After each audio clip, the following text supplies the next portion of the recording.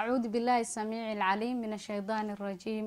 الحمد لله رب العالمين والعاقبة للمتقين ولا عدوان إلا على الظالمين. أما بعد الله سبحانه وتعالى واسكلم هاد iyo shukri oo dhan rumayn iyo raacina rasuulkeena Muhammad sallallahu alayhi wasallam.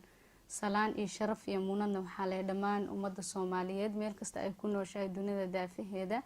intaa kadib waxaa noo soo socday casharkeenii taxanaha aan kaga hadli jirnay tarbiyada caruurta ama kobcinta garaadka caruurta ama kobcinta maskaxda caruurta saa qofba wuxuu yaqaano. laba cashar oo oraan soo qaadanay haddana waxaanu qaadan doonaa casharkeeni saddexaad anagoo waliba soo koobayno. waxaa maanta noo saaran miiskan doonaynaa inaan ka hadalno waa maxay hadafka aan ka leenahay tarbiyada caruurta.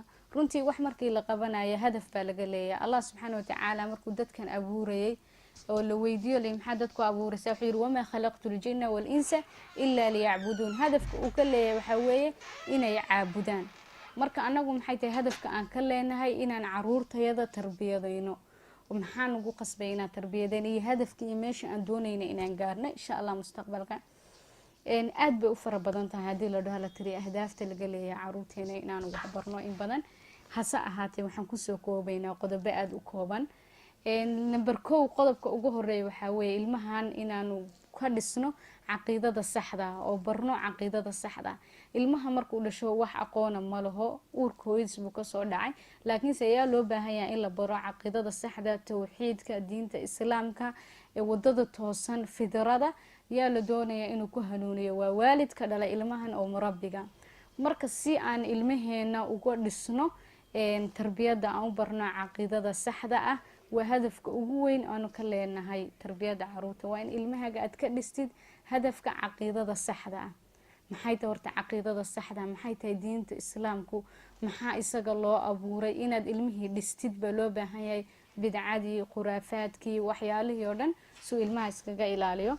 qodobka labaad waxa weeye in ay isfahmaan ilmaha iyo waalidka. hadafka ugu weyn aan ka leenahay tarbiyada weey hadii ilmihii la soo tarbiyadeeyo hadaf waxa meesha ka dhalanaya ah inay isfahmaan waalidkii ilmihiisi oo meesha khilaaf ka dhicin. waxaad arkaysaa waalidiin badan oo kule caruurtii baan isfahmi laanahay maxaan ku sameynaa maxaan u adeegsanaa. marka si adii ilmahaga aad isku fahantaan waa inaad tarbiyadaysaa. waa hadafka ugu weyn oo dadku ku kalifaysa inay wax tarbiyadeeyaan. hadduu tarbiyad wanaagsan tarbiyadeeyo si turuusa ilmihii waalidku isku fahmayaan wax khilaafane imaamaya haba yaraato. qodobka saddexaad waxa weeye in meesha ka baxdo caasi waalidinimadii.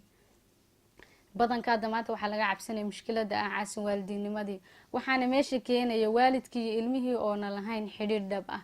laakiin si markaad ilmahaga isjeclaysiiso oo hab siiso oo dhunkooto oo wuxuu rabo aad u qabatid oo la sheekaysatid oo khaliil iyo saaxiib ka dhigatid runtii meesha caasi waalidinimadii waa ka baxaysaa.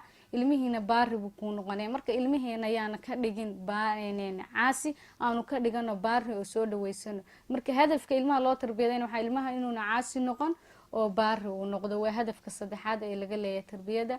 hadafka afraad aan ka leenahay tarbiyada caruurta waxa weeye in ilmihii iyo waalidka ay yeeshaan xiriir jacayl oo dhab ah.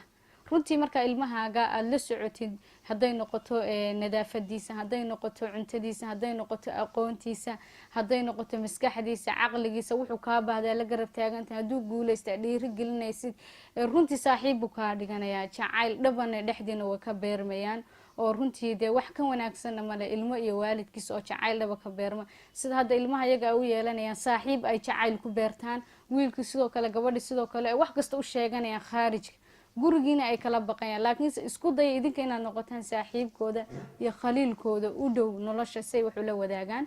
qodobka shanaad aan ku soo gabagabeynayo aan ka leenahay ahdaafta tarbiyada caruurta waxa weeye in aan maxaan ku raadaay ilmihii siino xuquuqdiisa oo dhameystiran. ilmihii waa in hadaa tarbiyadaysi dhinac kasta oo noloshiisa saan soo marnay xuquuqdiisa oo dhameystiran baad siisay. bal ilmahaas markaasna wuxuu ilaalinayaa xuquuqul waalideynki. waxaa dayacan xuquuqda waalidka sababta markii la baarayna waxa weeye mushkilada in la dayacay xuquuqul awlaad oo ugu horeynaya marka ugu horeysa inuu adduunka yimaan inaad u doortid hooyo saalixada oo diin leh. waa rasuulku wuxuu yiri adduunyaa mataac wa khayru mataaci mar'atu saalixa. marka ilmihii xitaa doorashadii hore isagoon adduunka imaan baan ka khaldaynaa. waxyaalaha faraha badan oo kale inta xuquuqdiisa aan ku ciyaarnayna uma cadad walaa xisaab. intaas baan ku soo koobay haduu Ilaahay subxaanahu wa ta'aala idmo waxaan u mahad celinayaa allah subxaana watacaala marka koobaad, marka labaadna waxaan u mahad celinayaa dhammaan waalidiinteydii isoo gaarsiisay aqoontan iyo halkan inaan maantay kasoo jeediyo. waxaan kaloo aada ugu mahad celinayaa mahad aan lasoo koobi karin xarunta T-Hub ee magaalada Garowe qeybteeda ugu weyn oo isiisay gacan weyn iga siisay, hadday noqoto qaabka ii sheeg wax qaadida, hadday noqoto kaameramanada, hadday noqoto tayada iyo dhiirigelinta, markastana garab taagan inay hormariso. aniga kaliya ma aha, dhalinyarada hal abuurada ee Soomaaliyeed hiil iyo hooba la ag taagan. waxaan leeyahay waxaad ii qabateen juhdi iyo dadaal weyn, ilaahay subxaana watacaala ha laga abaalmariyo. intaan isku soo noqon doona asxaabtayda sharafta leh, sidaas iyo nabadgelyo.